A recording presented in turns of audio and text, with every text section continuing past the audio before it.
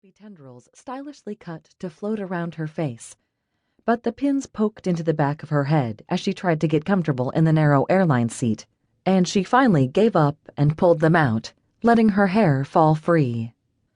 By the time the dilapidated car reached downtown Whitehorse, she looked as if she had been through a Chinook, northern slang for a windstorm, only not nearly so warm. The driver, a thick-shouldered man wearing a frayed red flannel shirt and a worn pair of jeans, took pity and carried her bag into the motel lobby while she dug some of the money she'd exchanged in Vancouver for Canadian currency out of her little Kate Spade purse. The bag was too small for the sort of travel she had undertaken, she had already discovered. She wished she had brought something bigger along. Something that would have held her now-lost makeup kit and toothbrush. Charity paid the driver and watched the battered old Buick pull away, then turned to survey her surroundings. As small as it was, a pin dot compared to Manhattan, Whitehorse was the capital of the Yukon territory.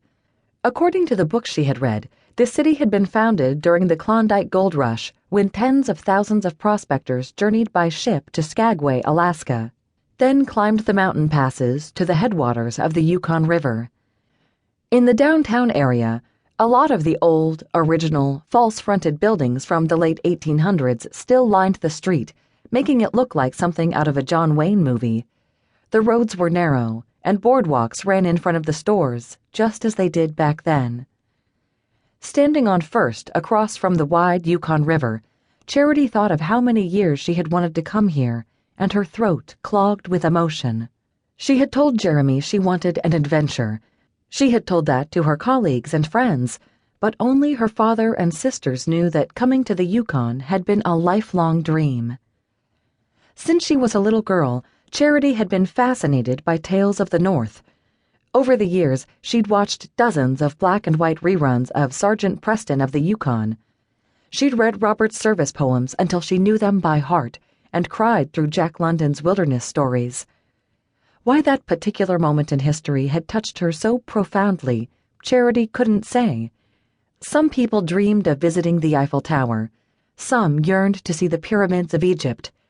Charity wanted to see the snow-capped mountains and deep green forests of the North. And after years of waiting, at last, she was here. Charity smiled and returned her thoughts to getting settled in. After she checked into the motel, she would find a drugstore, buy herself a toothbrush, then get some sorely needed sleep. She still had more than 300 miles to travel before she reached her destination, Dawson City. In an isolated place like the Yukon, that could be a very long way. She was a little nervous about the SUV she had leased. She'd been living in Manhattan for years. She rarely drove, and never anything as big as an Explorer. Still, with any luck at all, she would get there tomorrow. Charity could hardly wait. "Welcome to Dawson City, Ms. Sinclair." The real estate agent's name was Boomer Smith, a short, bald, heavy-set man whose smile seemed permanently fixed on his face. Smith Realty had been named in the Wall Street Journal article, and she had found the company afterward on the internet.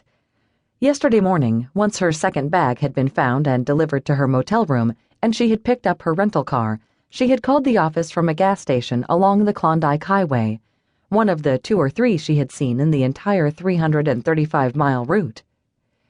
She and Smith had been scheduled to meet at his downtown office on her arrival in Dawson late yesterday afternoon, but the black Ford Explorer began having carburetor problems outside a place called Pelly Crossing, sort of a wide spot in the road, and it had taken several hours for the attendant at Selkirk's Gas, Bar, and Grocery to fix it.